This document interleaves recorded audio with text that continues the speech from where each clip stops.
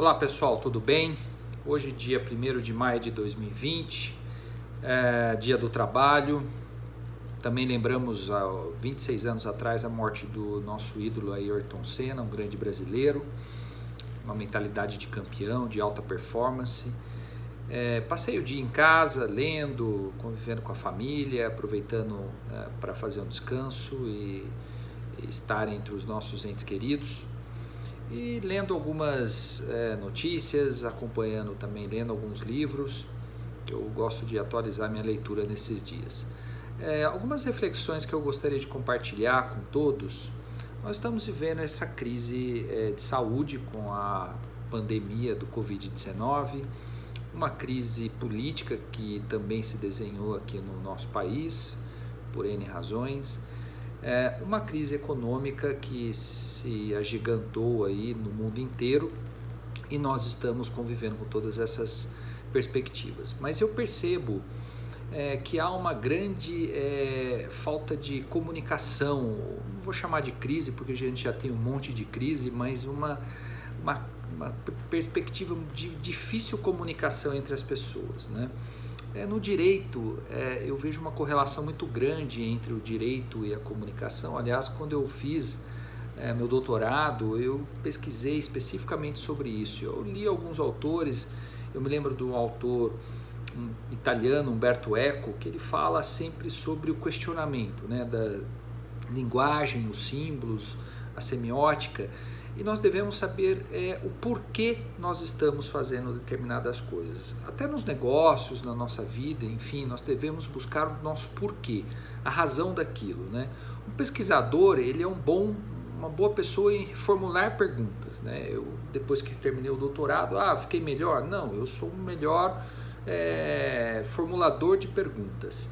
Então, essa circunstância de crise me faz refletir algumas coisas e fazer muitas indagações, o porquê de uma série de atuações, seja pessoal, de trabalho, de negócios, fazer reflexões em questionamentos, né?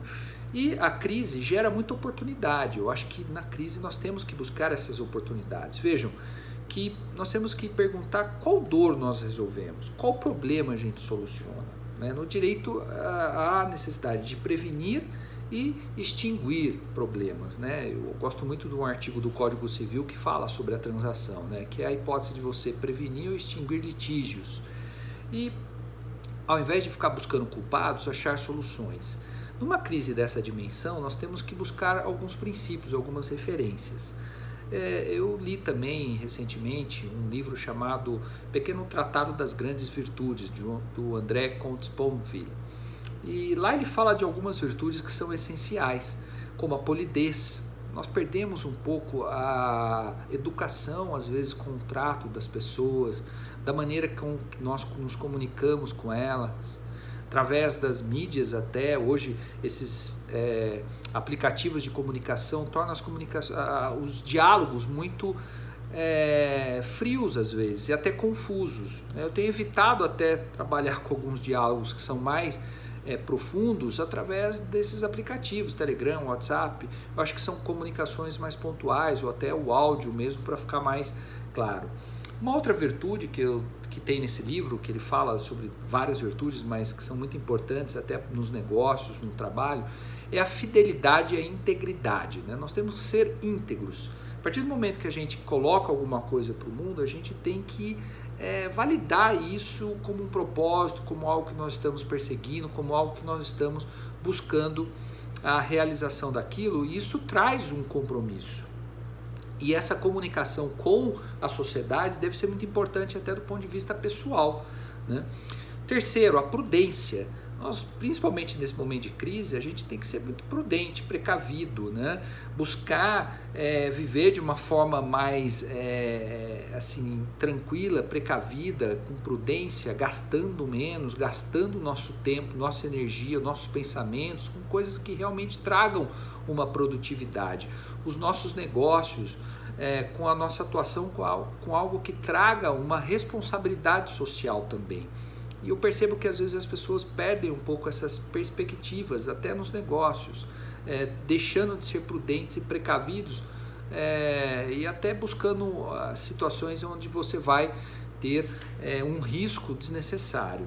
A temperança, que é o equilíbrio emocional, a inteligência emocional, talvez muito mais importante do que quando eu era garoto eu ouvia muito o QI, né? Eu acho que o coeficiente de controle emocional é tão mais ou mais importante, tão importante ou mais importante que o próprio coeficiente de inteligência que nós temos. Então, o equilíbrio, a temperança, saber lidar com uma série de situações, com a pressão que nós temos passado e saber que essa crise vai acabar. Toda crise acaba. Nós temos ciclos, né, que vão passando. Então, uma maneira da gente até compartilhar mensagens positivas, edificantes, e não ficar focado muito nos problemas que não estão ao nosso alcance, que não estão no nosso controle resolver.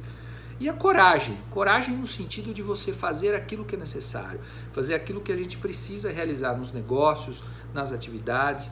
Eu percebo que na minha atividade jurídica nós temos várias possibilidades de desenvolver, inclusive o crescimento do país, o crescimento das perspectivas profissionais com um novo modelo de negócios, um novo normal, né? Eu já gravei alguma coisa nesse sentido, mas é muito importante. Então, essa percepção de que há um problema de comunicação entre as pessoas, para mim isso é muito forte. Não só porque eu fui pesquisar sobre isso, quando eu fiz lá o doutoramento, trabalhando a comunicação nos negócios jurídicos, né, nos contratos em geral, a necessidade de saber formular uma comunicação muito precisa, como também lembrando até um outro autor que ele fala sobre, o nome do livro é Língua e Realidade, né? A percepção, ele é um autor que escreveu essa obra em português, muito embora ele seja tcheco, ele chama Willem Flusser. E essa obra fala sobre a realidade que nós concebemos através da nossa linguagem. Então tem que prestar muita atenção com essa medida de comunicação. Comuniquem-se bem, saibam ser objetivos, claros na expressão que vocês buscam fazer nos negócios, no trabalho, nos relacionamentos pessoais, nos relacionamentos sociais, porque hoje há uma grande magnitude de informação transitando por meio de nós, né? Nós colocamos informações, nós absorvemos informações, nós nos comunicamos intensamente, principalmente pelas mídias sociais, pelos aplicativos, mas comuniquem-se bem.